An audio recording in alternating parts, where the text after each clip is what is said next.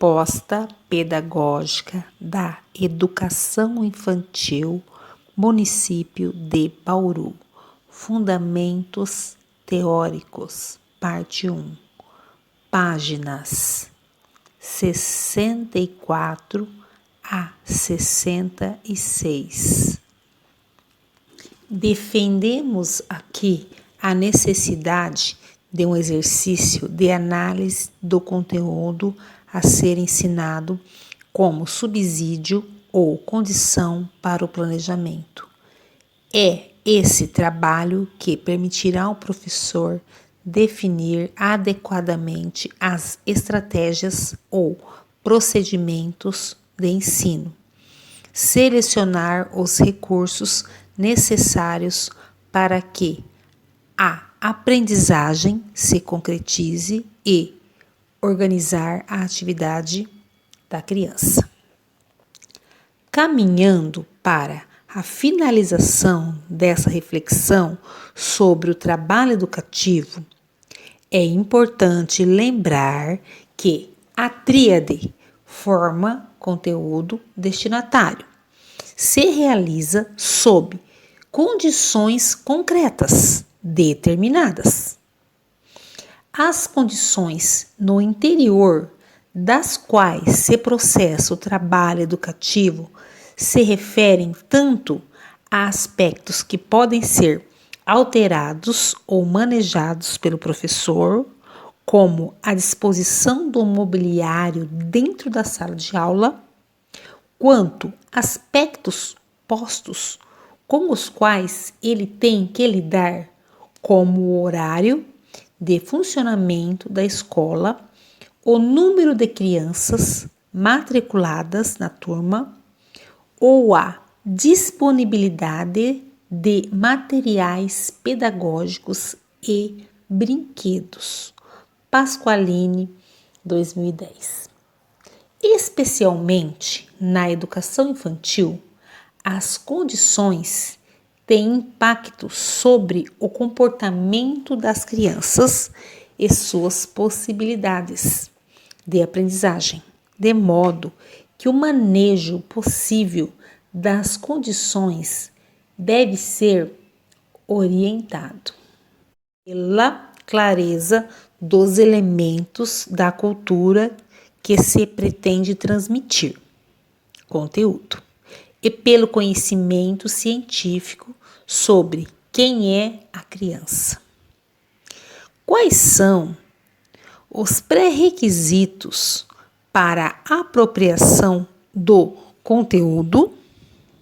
Quais as habilidades e conhecimentos envolvidos? O que é essencial? O que é secundário? Por onde começa? Qual o próximo passo? O que vem em seguida? Ao final do trabalho, o que exatamente se espera que a criança tenha compreendido é que habilidades se espera que tenha dominado. Apoiados em Saviani, 2011, podemos concluir que é tarefa do professor, como profissional da educação, organizar sistematicamente o processo ensino-aprendizagem das crianças, contemplando de forma intencional e cientificamente fundamentada aquilo que é ensinado, conteúdo.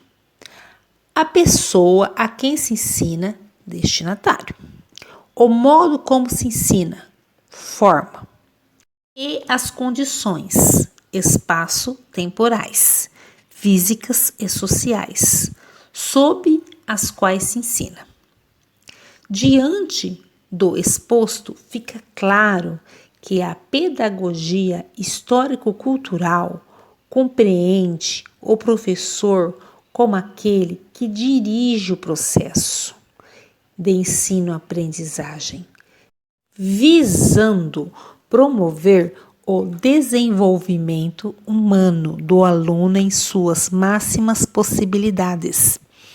Esse posicionamento teórico-político ganha relevo em tempos de declarada desvalorização e esvaziamento do trabalho do professor, como denunciado por Face 2004.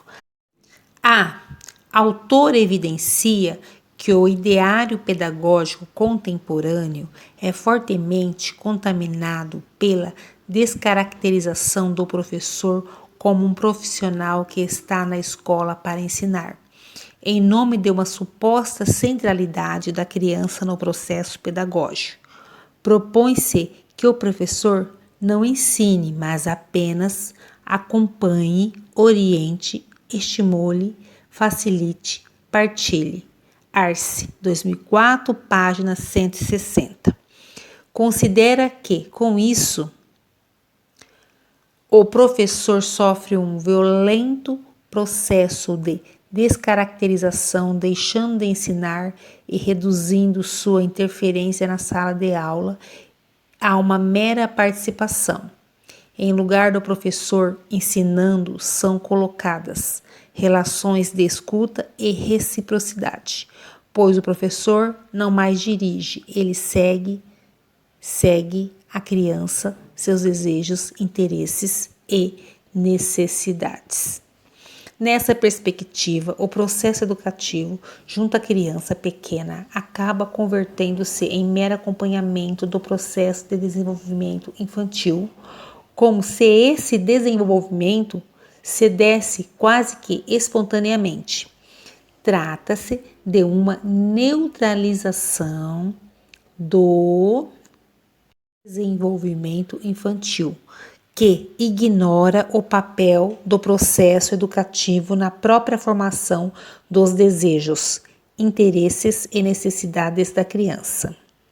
No arcabouço teórico da pedagogia histórico-crítica, entende-se que o professor não pode ficar refém dos desejos, interesses e necessidades imediatos traduzidos pela criança, sob pena de empobrecimento da experiência escolar. Mas, ao mesmo tempo, o desejo, o interesse e a necessidade são elementos fundamentais para o processo de aprendizagem. Isso porque a aprendizagem é um fenômeno que envolve o sujeito como um todo, ou seja, um processo afetivo-cognitivo que mobiliza processos intelectivos em unidade, como emoções e sentimentos. Trata-se, então, de instigar o desejo, provocar o interesse e produzir a necessidade pelo novo. Pedagogia histórico-crítica pauta-se no postulado de que novas necessidades são formadas no indivíduo a partir da apropriação da cultura, cabendo à educação escolar a tarefa de produzir nos indivíduos novas necessidades, carecimentos não cotidianos e não ater-se ao limitar-se aos interesses e necessidades trazidos a priori pelo aluno. Pasqualini, Mazeu, 2008, página 89, 90. Cabe destacar que novas necessidades emergem na criança na dependência de um contexto que produza objetivamente a necessidade de novas ações. Sforne, 2004, ou seja, na dependência de como nós, adultos, organizamos a atividade da criança.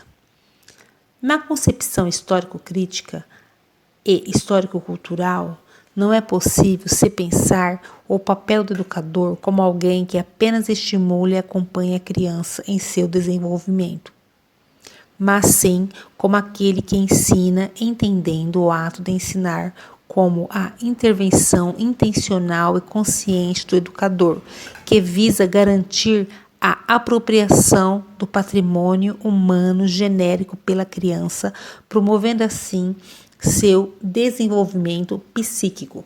Pasqualini, 2006, página 193-4. Nesse sentido, o professor de educação infantil é compreendido como alguém que transmite à criança os resultados do desenvolvimento histórico, explicita os traços da atividade humana objetivada e cristalizada nos objetos da cultura e organiza a atividade da criança, página 192. Nos diferentes segmentos educacionais, o ato de ensinar deverá ser conduzido considerando-se especificidades do desenvolvimento infantil. Quem é a criança na educação infantil?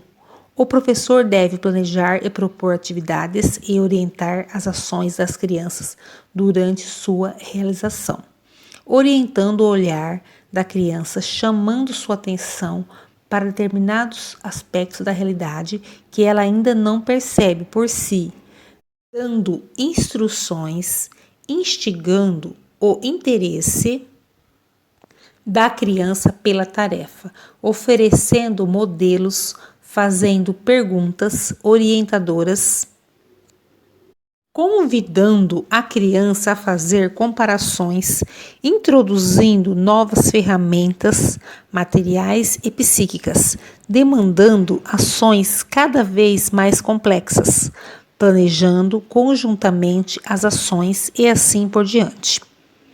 Na medida em que a criança avança no desenvolvimento de suas funções psíquicas e do controle voluntário da conduta, novas possibilidades vão se abrindo, incluindo preleções breves sobre determinados temas. Vemos assim que a pedagogia histórico-crítica volta-se para a formação humana em sua totalidade.